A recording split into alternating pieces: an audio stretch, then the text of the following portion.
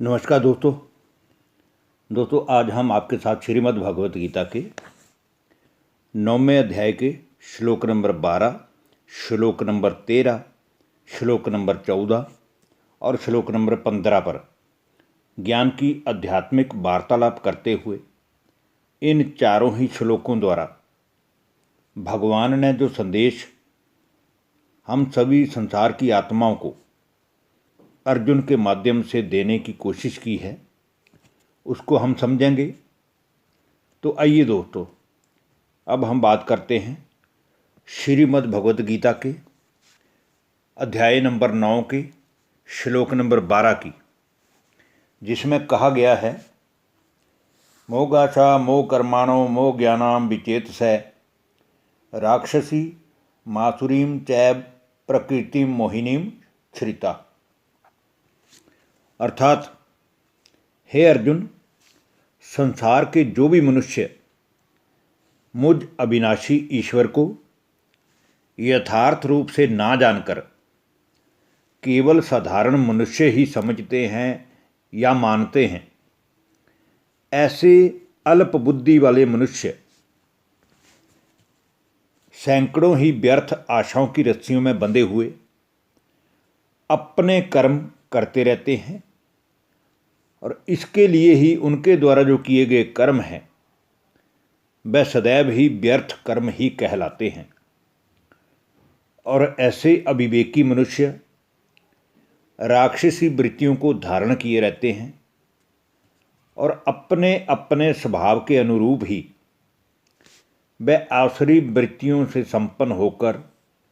भांति भांति की विपरीत प्राप्तियों के इच्छुक और पाप कर्म में लिप्त रहने वाले यही कहते हैं कि ये जो मनुष्य जन्म हमें ऐशो आराम के लिए मिला है, इसलिए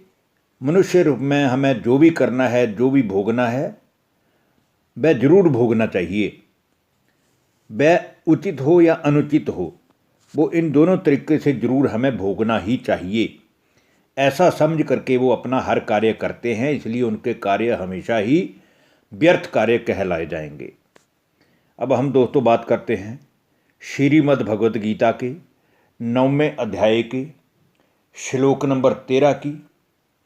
जिसमें कहा गया है महात्मना अस्तु माम पार्थ देवीं प्रकृतिमाश्रिताः भजन्त्य अन्य मनसो ज्ञात्वा भूतादिम व्ययम। परंतु हे अर्जुन, जो तेरे जैसे दैवी स्वभाव वाले, दैवी गुणों वाले या दैवी प्रकृति में पैदा हुए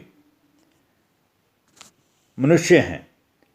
वो मुझ पर ही हमेशा ही आश्रित रहकर और मुझे ही सदा सभी मनुष्यों का बीज रूप समझकर, सनातन बीज समझकर यथार्थ रीति से जान लेते हैं, समझ लेते हैं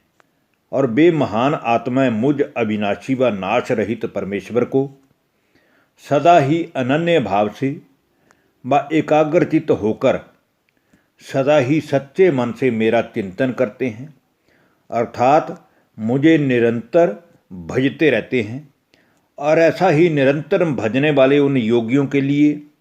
उन दैवी प्रकृति स्वभाव वाले सज्जन पुरुषों के लिए मैं सदा ही उपलब्ध हूँ, मैं उनके द्वारा प्राप्त करने योग्य हूँ। अब हम दोस्तों बात करते हैं श्रीमद् भगवत गीता की 9वें अध्याय की श्लोक नंबर 14 की, जिसमें फिर कहा गया है सततम कीर्तियंतो माम यतंच दृढ़व्रता नमस्यंत अश्च माम भक्त्या नित्ययुक्ता उपासते। हे अर्जुन, जो भी मनुष्य मुझ ईश्वर में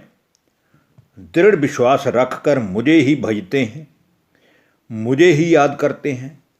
मेरी ही भक्ति करते हैं, मेरी ही पूजा करते हैं, अर्थात मेरी प्राप्ति के लिए वो अलग अलग रीति रस्मों से यज्ञ जप तप करके मुझे प्राप्त करने की इच्छा करते हैं, वे सभी मनुष्य सदा ही मेरे नाम रूप की व गुण शक्तियों का कीर्तन करते हुए मेरी प्राप्ति के लिए लगातार यत्न करते हैं। वह सदा ही मेरे प्रति ध्यान मग्न होकर अनन्य भाव से प्रेम पूर्वक मेरी ही सच्ची उपासना करते हैं, ऐसा समझना चाहिए। इसलिए तुझे भी चिंता नहीं करनी चाहिए, क्योंकि तू दैवी प्रकृति में पैदा हुआ है। अब हम दोस्तों श्रीमद् भगवत गीता के 9वें अध्याय के श्लोक नंबर 15 की बात करेंगे, जो कि आज की वीडियो का अंतिम श्लोक है। इस श्लोक में भी यही कहा गया है, ज्ञान यज्ञेन चाप्यन्ये यजंतो मामुपासते एकत्वेन पृथकत्वेन बहुधा विश्वतो मुखम। अर्थात दूसरे कितने ही इस संसार में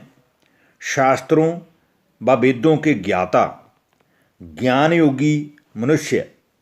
मुझ निराकार परमात्मा को ज्ञान यज्ञ के द्वारा प्राप्त करने की इच्छा करते हैं, प्राप्त करने की कोशिश करते हैं, प्राप्ति के लिए दिन रात ज्ञान यज्ञ द्वारा मुझे पूजते रहते हैं। और दूसरे कितने ही अभिन्न भाव से पूजन करते हुए मेरी उपासना में दिन रात मस्त रहते हैं। और कितने ही दूसरे मनुष्य मेरे विराट ज्योति रूप का चिंतन करते हुए अलग अलग तरीके से, अलग अलग विधि से मेरी ही उपासना के निमित्त होकर सदा ही मुझे याद करते हैं, मेरी प्राप्ति का ही यत्न करते हैं। इसलिए मैं उन सब के लिए सदा ही सुलभ हूँ। धन्यवाद। नमस्कार दोस्तों।